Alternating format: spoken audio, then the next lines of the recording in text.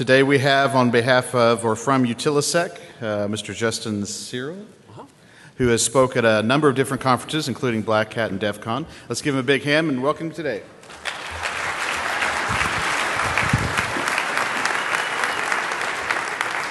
All right, how's everybody doing today? All right, good to hear, good to hear. Okay, so at Black Hat I did a 4-hour presentation, 4-hour workshop on this material. You guys get the condensed version of it, but I still have a lot of slides. So we are going to go through the slides. We're not going to hit all the points on the slides, but we are going to have them uploaded to the DEFCON site, so you do have availability to all the content. Okay, so first off, I am a managing partner for an organization called Utilisec, and we specialize in security services for electric utility companies. We provide penetration testing services, secure architecture design, and other types of services, including trying to represent the utilities and their interest in a lot of the standards that are out there, trying to build in security in some of the standards. In fact, some of the groups that we've worked in, we currently lead and facilitate, one of our managing partners leads and facilitates the NERC CIPs. That's Joe Bucciero. We also lead many of the different groups that the electric utilities have put together to try to build security or try to generate industry awareness in security issues that we have inside of the smart grid. So the purpose of this talk, a lot of times we hear a lot of different talks, Black Hat, DEFCON, ShmooCon, TourCon, of different types of things in the smart grid. We have a lot of good research going on, a lot of good researchers that are doing a lot of good in this industry. We also have a lot of talks that are smart grid talks that are simply there to try to generate a lot of the hype. So the purpose of this talk is really to try to give everybody a very clear picture of what the smart grid is, give you an idea of some of the issues that we're dealing with, some of the different attacks that we're seeing, and some of the different attacks that we perform as penetration testers on the smart grid, and more importantly, show you that the smart grid is more than just SCADA. The smart grid is more than just smart meters. There's a lot more out there to do, and a lot of the people inside of this audience that are professional security professionals, your skill sets are very applicable in many areas of the smart grid. You just may not know where to look and where to try to generate that business. And ultimately, one of the ultimate goals of this talk is to really try to generate more awareness, more interest in the security community, to try to get more researchers and more people in this field, because the smart grid is not perfect. Name a single vertical industry that is secure. We need to get more security. We need more people in this. We need more expertise. And we need more technical expertise in particular. So really that's some of the goals. So the first half of the presentation, we're going to be focusing on trying to let you guys understand a little bit more about the smart grid architecture. And then the second half, we're going to be talking about some of the different penetration attacks and the defenses that we're recommending and working with vendors and utilities to try to address these issues and mitigate them. Okay, so first off, what is the smart grid? The smart grid, anytime you hear the term smart grid, this is something very similar to hearing the word internet. It is a marketing term. It can mean anything and everything you possibly ever want. Ultimately, what the goal is of the smart grid is to try to take our existing infrastructure and add additional intelligence to it. Add capabilities where in the past we had to have people sitting in the control rooms looking at different sensors coming back and having them sit and toggle the different switches, toggle the different controls to cause reactions in the grid. With this smart grid, we're trying to add more infrastructure to be able to give us a better view of what's really happening in the grid, a better view of what's happening at the homes of each one of you consuming power, instead of being able to see once a month how much consumption you have, be able to see within a 15-minute interval of how much energy you're consuming. And hopefully this is going to be something to benefit the rest of the community as well. I don't know about you, but I personally want to know exactly how much power I'm using in 15-minute intervals in my house, because I can do a lot of really cool things for my own self for that. Of course, attackers can do a lot of cool things with that as well. But ultimately, that's the goal. We try to do the same exact thing with the technologies out in the substations themselves. So this is, if you look at this diagram goes through and shows you the different elements or different major domains in the smart grid. So we see the ones across the top. We have the markets, we have the operations, and the service providers. These are a lot of the organizations and the companies that are kind of the glue holding the different processes together. Then if you look on the very bottom, we see that dotted yellow line across those 4 clouds on the bottom. This is the dotted yellow line represents the energy that's flowing from the bulk generation plant to our homes. Okay? All the blue lines are communication lines. So we have a lot of different types of communications between these different entities and these different domains. So this is basically the same exact diagram This is showing you just more information and more of the devices. These are the actual systems that you're going to see inside of a lot of the utility companies that are out there in their back offices. So this is all color-coded. If you look at the yellow part, this is the operations. This is what most of your electric utility companies are doing. Each one of those boxes are a lot of the main control centers. These are some of the major systems that they have to control your power and to monitor your power.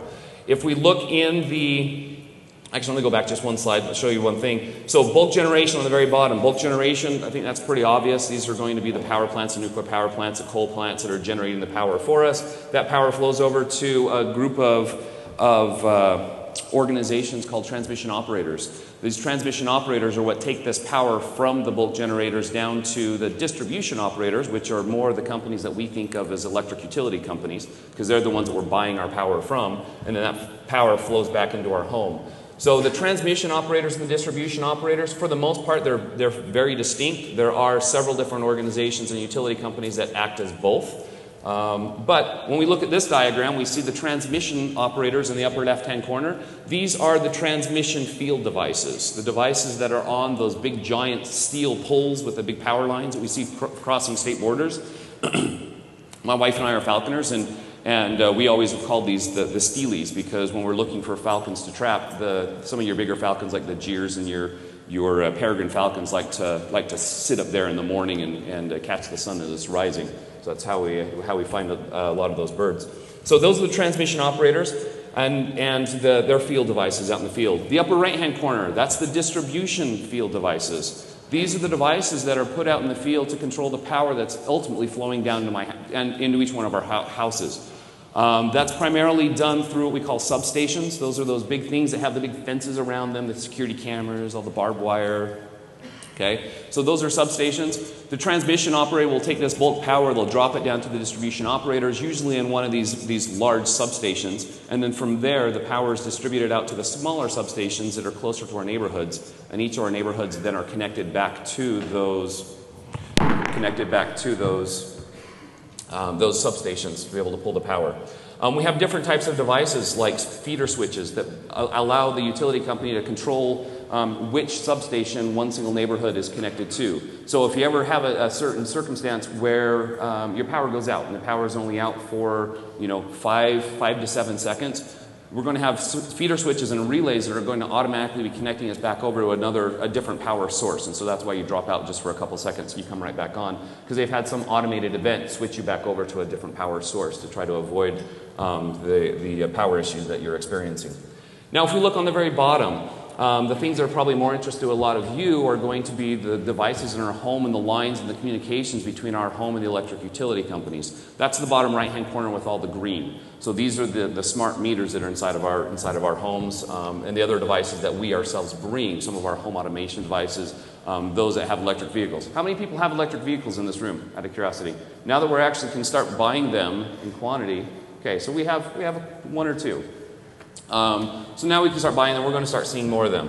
Okay, now look at this diagram. This kind of gives you the overall of the different components. What I'm going to do is I'm going to remove the labels and remove the nice, pretty, fluffy clouds and show you the communication links between each one of these devices. Okay, this is what we lovingly call the spaghetti diagram. Okay, this is a diagram that I created for, I should say Darren Highfield, one of my partners, and myself. The two of us created this diagram for NIST in an interagency report that we released last summer. So if you go back and check out this NIST report, you can see the reference on the very bottom for those that are interested in seeing it, 7628. This document is about, 700 pages in length. Comes up in 3 different volumes. There's a lot of good information. If you're interested in learning more about some of the issues, some of the more details, some of the concerns, some of the security architectures and security controls that we're recommending at a high level, realize that this is high level, this doesn't go into a great amount of detail. That's a great document to be able to get that information from. Okay, now what I'm going to do is, you see this overall architecture and the communication links. I'm going to point out the different areas that we hear all the buzzwords. Everybody has heard buzzwords like SCADA, right? Everybody's heard buzzwords smart grid, or smart meters. I'll show you exactly where each one of those different areas are. So first off, the SCADA. When we talk about SCADA, these are the types of devices that allow us to read sensor information from the field and be able to then make decisions on sensor information and send control signals back out to the field to cause reactions and changes in our real world environment. So you can see those blue sections in the upper right hand corner that are circled. Those are going to be the sensors in the different devices, IEDs, and other types of devices. Yes, IEDs does have another meaning inside of the smart grid. And RTUs, the devices that are controlling a lot of the devices out there, and the central brains that usually collect a lot of the sensor information and send it back. Okay, we're using SCADA protocols to send those back to what we call our back-end SCADA systems. So here, that one single yellow box that's circled is our distribution SCADA. In the smart grid, we have several different protocols that we use. Some of the earlier protocols like Modbus, serial communications across basic serial lines. Then as history went forward, we started taking that serial communication, packetizing it, throw it in TCP/IP streams or UDP streams, sending it back across the higher bandwidth lines back to the organization. And some of the newer protocols, DNP3 is probably one of the most commonly used SCADA protocol in the electric sector here in the United States. A lot of these protocols have very, very limited security, and it's something we're trying to address. We're trying to build new protocols to replace them. DNP3 being the most popular one, it's only been about 2 years ago that we even had even encryption capabilities inside of DNP3. And we are looking at replacing DNP3 with additional protocols that have much stronger security models. So that's distribution. Transmission SCADA is very similar as well. Of course, they have their own field devices out there. There's usually their own SCADA transmission SCADA server that's controlling a lot of those signals. In this, you can see that there are some communication links between the distribution and the transmission devices. And then we have, last but not least, the bulk generation. Generation plants, nuclear power plants, all those guys, yes, they have more infrastructure than what we show with this one single box. The reason why it's only one box is that was, for the most part, out of scope, other than the lines of communication between those bulk generation and the utilities themselves. It was out of scope for the work that we were doing for NIST. So that's why you only see that one box. But realize that there's a lot more technology and a lot more devices and communication links inside of the bulk generation. Okay, the next buzzword we want to talk about is the electric vehicles, or the PEVs. A lot of us that are bringing these back to our house, right now they're fairly simple in their communications modules. For the most part, when you get a PEV, you are going to be talking to your electric utility company, and they'll usually either issue you a second separate electric meter for your house that's specific towards your electric vehicle, because each one of these electric vehicles on average consume about the same amount of power to charge its batteries as your whole entire house uses. So there's a lot of power going on there. Each utilities are trying to find different ways and different strategies to try to deal with additional load inside of our infrastructure. So part of that's with separate meters. Sometimes they'll have you just plug into your normal links inside of your house, but then you usually end up getting charged more. Most utilities will give you a price break by having the separate meter in there. Right now, like I said, there's little to no communications. There's a lot of work going on with communications to be able to allow your PEV to communicate back to the electric utility vehicle. It'll be interesting to see whatever happens with this, but one of the initiatives and some of the vendors that are out there are trying to get to the point where the electric vehicle can self-identify itself.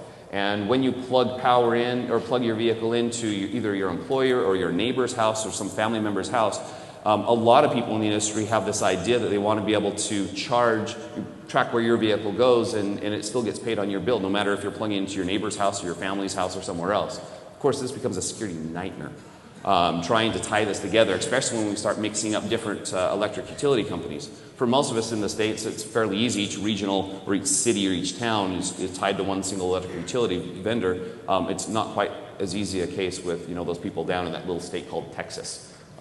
They're a little bit different beast for most of us in the electric sector. Okay, the next area, synchrophasers. Synchrophasers is another technology.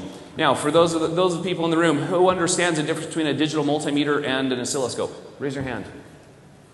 Okay, so right now, if you want to think about it, The way that in general, once again, this is oversimplification, but in general, the way that the electric utilities right now are controlling and measuring the power inside of the grid is more or less with a whole bunch of really smart digital multimeters that are in all the different substations that are taking readings on average about every 2 seconds to find out what's going on, how much power is being used, how much voltage is there, and all the other pertinent measurements that they need. They realize that while that's necessary, while that's good, they have some good information, it's not quite as finite as they need. And so they're trying to employ additional technologies to give them something that's more visibility like you would see with an oscilloscope. Instead of just getting a digital number telling you what the power is, they're putting these devices out that will more or less let them recreate that sine wave or what the power is really doing and how it's really flowing. They actually call these with phasers, and they do phase angles to try to figure that out. These measurements, these synchrophasers, are making readings of the power at minimal 30 times per second. At maximum, a lot of the vendors are doing up to about 120, and there are some discussions about pushing it all the way up to 240 times per second, down the future, in the future. But right now, I would say probably 30 to 60 seconds, or 30 to 60 times per second are what most of the utilities that are deploying these synchrophasers are trying to get to give them a little bit better idea on what the power looks like at one end, at one state to the other state across their whole domain. Because in general, that sine wave should be nearly identical across the whole entire grid. The United States is actually broken into 3 separate grids. We have the East, we have the West, and we have Texas. Like I said, they're kind of their own entity and their own beast, and they have a little bit different legal and political issues to deal with as well when it comes to power. So that's what the synchrophasers are. The synchrophasers are primarily being used by your transmission operators, the people that are actually pushing the power long distances. This information is also being sent back up to what we call regional coordinators. Regional coordinators are entities in the United States that try to work with the transmission operators and help the transmission operators, make sure that the power is balanced out and make sure that we have a nice stable grid. So there's about 15 different regional coordinators inside of the United States that help try to manage this power. Okay, the next buzzword we usually hear about are the smart meters themselves. Okay, while these are definitely fun devices to play around on, this is something that is a relatively minor issue that we have compared to a lot of the other issues that we're facing with the smart grid. So down here you can see that the smart meter in that bottom right hand corner, the one right in the middle, that's going to be an interface that is usually deployed on the meter itself. It's not necessarily its own device in most circumstances for residential people. When we get into larger deployments for corporations and more so even in industrial, there's going to be a separate interface to be able to control and manage all the different meter readings that are deployed out there.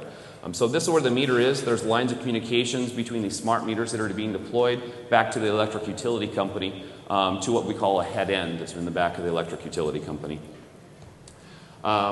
With this infrastructure, traditionally, for most of the people inside of this room, most of you do not have the new smart meters on the sides of your house. If you're interested to find out what type of meters you have on the side of your house, just simply go out there, look to see who the manufacturer is, look to see what the model is. It's usually very visible right on the front of the meter. Punch that into Google and you can get spec sheets on any of these meters to tell you information about what capabilities it supports. A lot of you will be able to go to the meters and you'll find that information. You'll also see this little acronym that's ERT on the face of the meter. What ERT is this is a protocol that probably the majority of us inside of this room have inside of our meters. This is not the new smart meter technology. This is a one-way broadcast protocol that the meters will go through in protocol and about every 2 minutes what their data consumption is. So one way, there's no way to be able to use this communication protocol to talk back to the meter. And it's broadcast out using a 900 megahertz protocol. It does frequency hopping. It doesn't even do frequency hopping. It randomly chooses, when it comes up to its time, its allotment every 2 seconds, it randomly chooses one of 40 channels to broadcast that information on. So that way it tries to avoid, stepping on top of anybody else inside of the neighborhood. That's what we have with the meter readers. They used to have to come up and read the meter themselves. Now they can just do drive-bys because they're collecting these ERT signals that are being sent back out. There are other protocols besides ERT. There's also some that transmit and communicate over the power lines themselves. But the ERT is probably the most commonly deployed precursor or semi-intelligent meter that are being deployed right now. In fact, we call these meters AMR meters, these ones with the one direction communications that are out there, as opposed to AMI meters, AMI meaning the more intelligent ones that have bidirectional communications. The AMI meters, the new smart meters, their deployment is relatively small. Depending on the research that you see, you'll see that deployments anywhere from 10 to 25% across the U.S.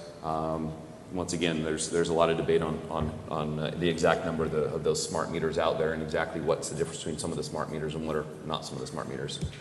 So to dig a little bit deeper into the smart meters themselves, and that generates a lot of interest. And this in general, if we take all the detailed information out and abstract this to a generic architectural view, this is true for most of the field devices in general that we deploy in the smart grid. Just differences of protocols and the exact terms of the devices. But when we look at the AMI meters themselves and these smart meters, we see on that far left-hand side of this diagram the electric utility company themselves and all their back-end system that's reading this information.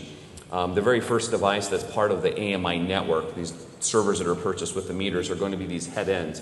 These head ends usually are protected by some type of a firewall or some type of perimeter that they set up before we get out to the field devices. Then of course we'll hit some routers, and the routers will then put it back out, for the most part, out to the ISPs and the telco companies that are connecting to them. Most of the meter data is going across cellular connections.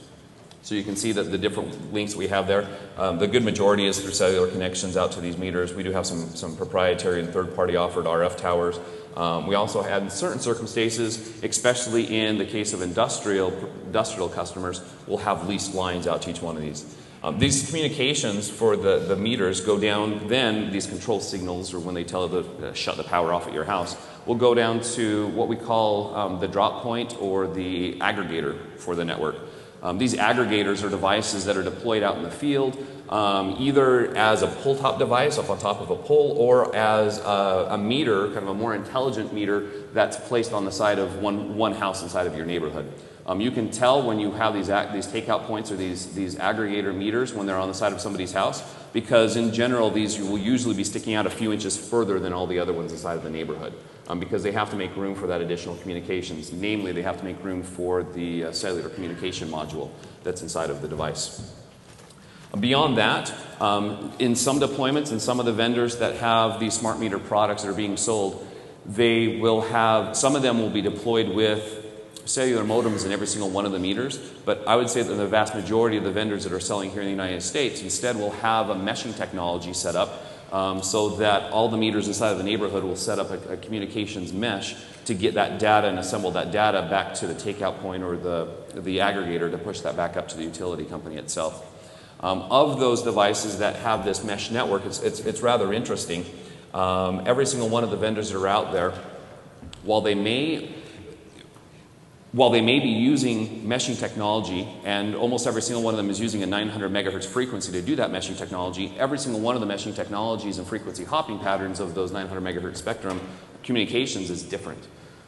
Generally what the vendors are doing is they're choosing chips from TI and the other different types of communication chips that are out there that are generic off-the-shelf commodity hardware chips for their boards. They're taking these, they are taking the configuration file that dictates the frequency hopping. They'll build their own frequency hopping algorithm and the frequency hopping patterns based on a number of different factors.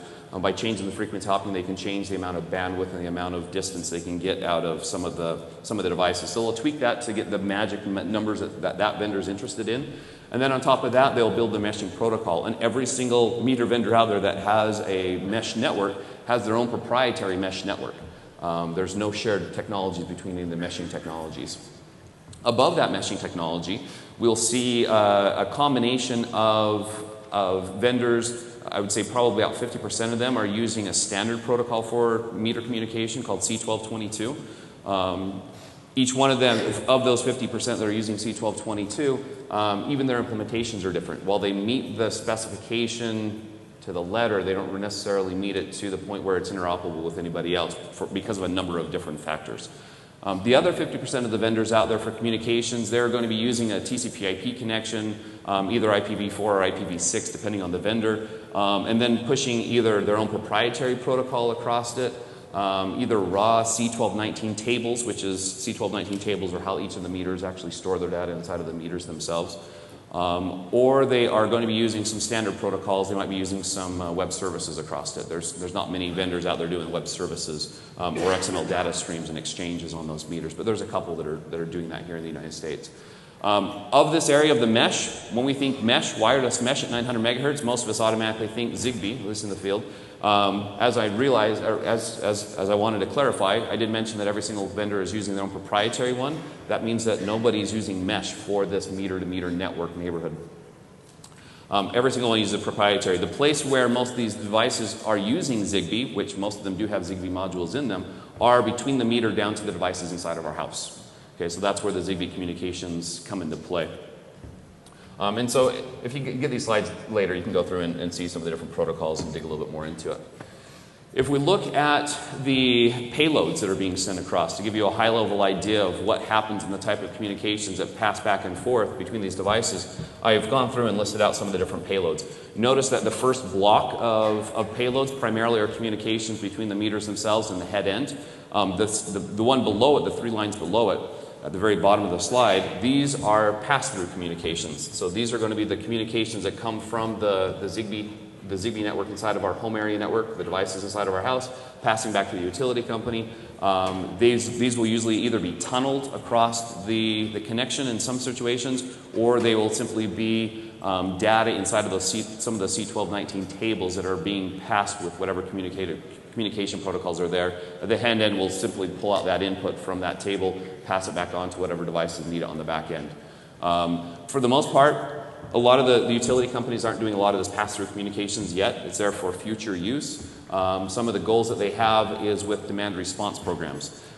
This is where a utility would give you a discount to the power that you're paying in order to allow them to have some limited control of some of your high consumption devices in your house, like your AC unit, during times of peak load. So for instance, I live in Salt Lake City, Utah. A lot of people up there, the electric utility company, Rocky Mountain Power, give this discount if you have this device called a cool keep put on your house between your AC unit and the control unit of your house. And what this does is in the middle of July, when it's the highest temperatures, when it becomes a threat to the power stability inside of Salt Lake, because we're having a bit of a power issue up there over the last couple of years, they can go through and they can power cycle for small intervals the AC units inside of the neighborhoods. And they'll actually do this in a coordinated fashion where they'll take approximately 1/5 to 1/8 of the AC units inside of the neighborhood. They'll cycle them down for 5 minutes or 7 minutes. And then they'll go ahead and let them come back up, and then they'll cycle down the next fifth for that amount of time. So that way they're at least trying to decrease some of the load inside of the grid. And they've had a lot of success with doing this. And you know, as customers, we appreciate that to some degree, except for on the hottest days when they actually start turning the cycling on. But otherwise, these are some of the different types of programs they have. Expect to see additional demand response programs here in the future. On the meter communications themselves, we have some basics. Of course, we have the consumption data that's coming back to the head ends themselves. We have control signals to be able to turn off power at the house. Part of the reason why they have these communications in there is when people move out, it's always been a big problem, have people going in and squatting inside of the houses and getting free power. So now when you call up and say, hey, I'm moving, can you go ahead and remove it from the bill? They can immediately just shut down power at your house. When you move in, you can call up and say, hey, can you re-enable power? They can do that while you're right on the phone with them. That one piece of functionality, that remote disconnect, is probably the greatest threat from a security perspective of these meters. I would say the other major threat from these meters themselves is realize that these meters are collecting information and sending them back to a controlling server on the back end. And anytime we have data passing, input data from a meter back to a controlling server on the back end, there isn't a chance for an attack there. I've never seen any good proof of concept code to be able to attack any of these head ends, but that still is a concern in my book and something that I think personally deserves a little bit more research that are out there. seeing if you can take the few input fields that those head ends are accepting from the meters and seeing if you can get a buffer overflow or some other type of an attack to gain control of that head end, because ultimately that would give you the most control over these meters themselves. There are other attacks out there with vulnerabilities. If you can find the right combination of vulnerabilities, you might be able to get in and try to control some of the other meters remotely by building your own devices to build this to communicate on these mesh networks, or if you repurpose one of the meters and try to make it so it communicates on it. If you can get the right combination of vulnerabilities, you can do things and attack the meters remotely. The good thing is most of these meter manufacturers are on their 3rd and 4th generation products right now. If you go back and look at the 1st generation products, it was a huge nightmare and very, very much a possibility to be able to perform these types of attacks. With the current models right now, with these 3rd and 4th generation devices that are currently being deployed, it's a much harder attack surface to be able to find that right combination of vulnerabilities to attack that infrastructure. Most of them are doing a fairly decent job now with their security infrastructure and security architectures. Okay, so attacks and defenses. That gives you a little bit of idea of what the architecture looks like. So let's talk a little bit more about some of the attacks that we perform as penetration testers and some of the defenses. Okay, so this is an oversimplified chart. Realize this is not what a utility company really looks like. This is highly oversimplified. This just goes through to show that we have client-side attacks, server-side attacks, network attacks, just like any other industry. We do have that additional vector of network attacks in the field devices and the hardware attacks on these devices as well. So really fast, client-side attacks, it is a threat. Honestly, out of all the attacks that are out there inside of the smart grid, all the attacks that we can do to the meters on our homes, all the attacks we can do to the big iron products in the transmission operator substations that are out there, at the end of the day, these are the things that personally keep me up at night, the things that I'm most worried about. Because electric utility companies are just like any other organization out there. They have internet links, they have clients that are surfing the web, and while they're for the most part, they're control center technicians and control center operators, they don't have direct internet access on their workstation. They do have connectivity to services and different devices inside of the organization. So if an attacker comes in through the front door through a client-side attack, gets a presence inside of the organization, it's only a matter of time before he can get his way and work his way to the right workstations and the right subnets to be able to gain access to some of these servers. So that's what keeps me up at night. I personally think the day when we see the biggest incident from attackers that affect us from the smart grid, I personally think that the front doors, the launch of this attack is going to be coming through a client-side attacks. Okay, server-side attacks, nothing different here. Same vulnerabilities. Realize that all these control servers that I showed you, the ones that are controlling all the communications for the SCADA networks and for the AMI meters, this is commodity operating systems on commodity hardware. Okay, so the things that everybody in this room does for penetration testing of devices, your knowledge is directly applicable here for the server-side attacks. And just like any other industry, we have a lot of the controlling interfaces are moving from fat client type control interfaces and serial and terminal interfaces. They're moving to web-based interfaces as well. So things like cross-site request forgery immediately become problematic. And for those of you that do web pen testing, you know cross-site request forgery is out there in probably 95 to 98% of every single web interface you ever touch. So it's been a huge issue, and this is something that's a very valid attack angle for us. Okay, network attacks. In the network attacks, when we're looking at the field devices, inside the organization is just like anything else. Okay, most of the protocols, most of those devices that you saw in the earlier architecture diagrams that have communications, most of those are using web services and other types of very common protocols that we're used to dealing with.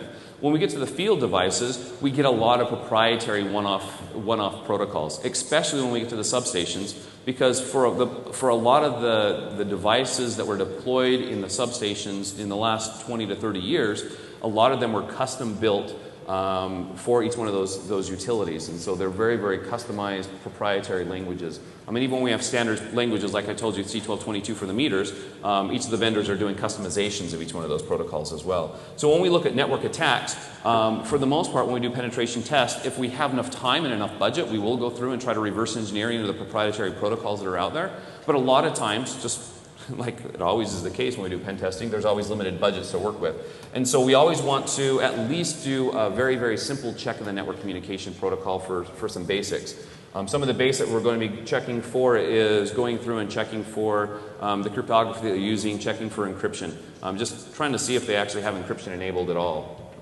Other thing we often see is for the wireless communications is a misconception that frequency hopping is one of their security controls. Okay, frequency hopping is not a security control. With the right equipment and enough time, you can go back and you can backtrack and trace what that frequency hopping algorithm is and bypass that. It's more of a method for obscuring than anything. And ultimately, the reason why we do frequency hopping isn't for security. It's ultimately be able to provide higher quality of communications.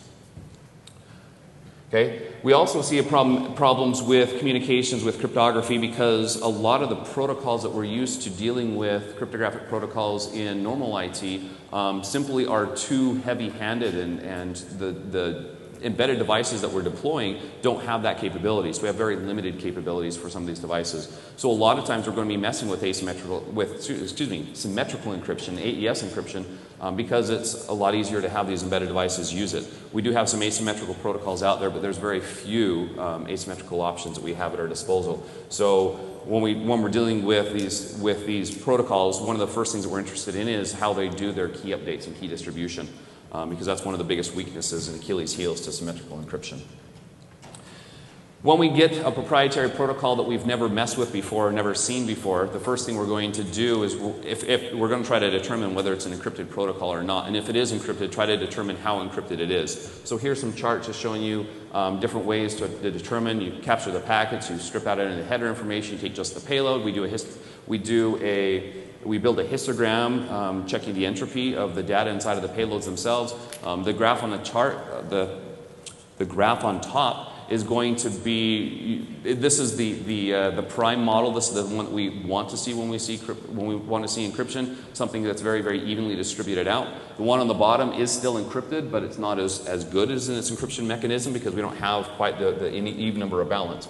And if you ever see, when you're doing this histogram and the comparison, if you ever see a large jump right in the very middle and right back down, usually it means you've come across an ASCII-based protocol because you hit the big jump right in the middle of the ASCII characters and very, very few representation anywhere inside of those common ASCII characters. So another issue we have is in the web world we have vendors that are selling web-based products that say, yes, we're secure because we use SSL and TLS. Okay, we have the same exact problem we have inside of the embedded world. We have vendors coming up and saying, yes, we're secure because we use AES. So one of the first questions we're always going to be asking is, what types of cipher modes are you using for your AES, and trying to start digging down into the architecture there. Okay, of the hardware attacks. Okay, the hardware attacks does represent not just the meters themselves. This can be performed by any of the pull-top devices like the aggregation points or the feeder switches. This also takes effect of the RTUs and the different devices in the substations themselves. Of those hardware attacks, most of these are susceptible to different types of physical attacks themselves, either just getting in and trying to get information back out, or making some modifications in the hardware themselves. A lot of the vendors that are out there have minimal capabilities or minimal controls around trying to detect when people are tampering with these devices, but for the most part they're fairly weak. When we are trying to attack each one of these hardwares, the primary purpose for us to perform a penetration test on one single piece of hardware isn't to compromise that hardware. Just like everybody in this room knows, when you have physical access to the computer, we assume everything on that computer is compromised with some minor exceptions and some edge cases.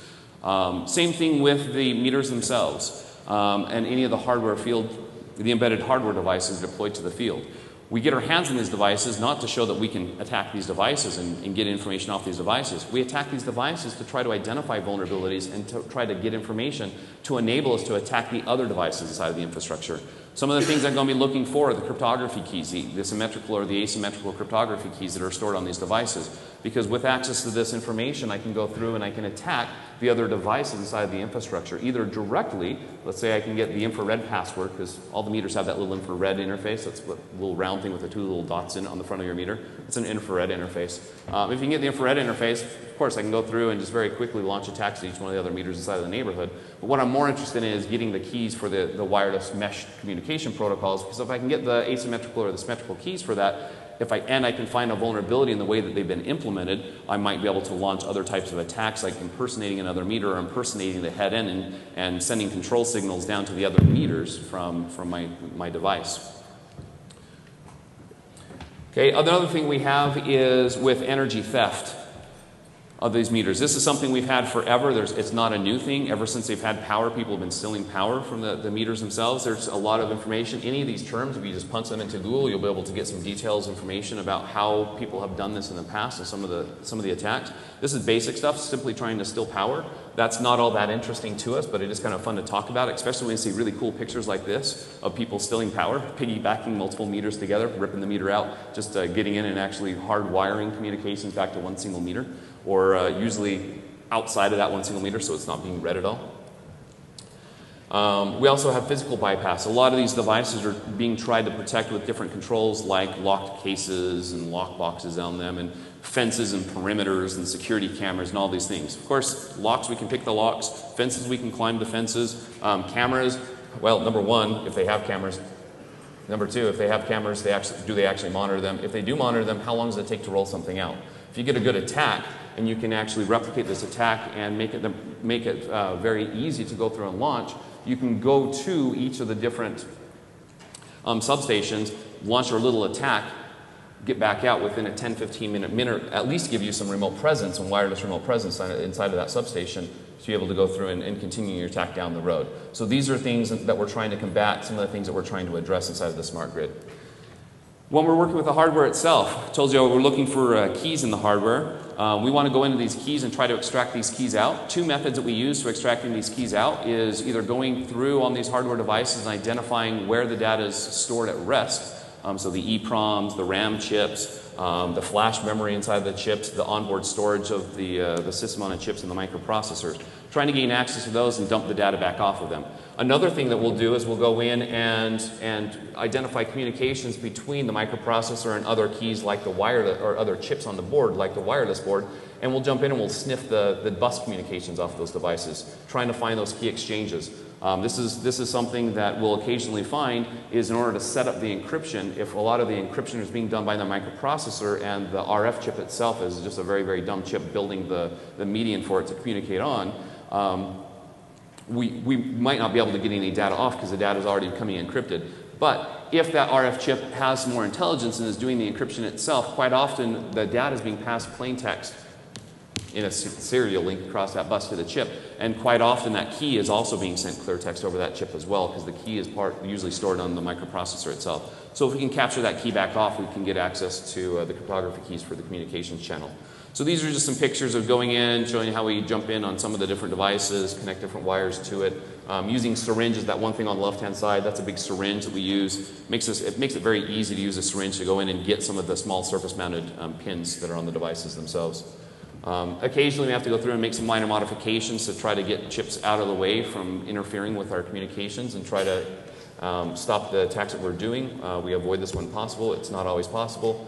Here's just a little screenshot of us going through and dumping out the contents of an EEPROM, usually using either the I2C or the SPI communication buses on these chips themselves. So basically bypass the microprocessors, get our own hardware and straight into that EEPROM or the flash module and dump the contents out. Here's an example of bus snooping. Identify the bus, jump in between the two chips that we're trying to get the captured information from and capturing that information so we can go back and do analysis later.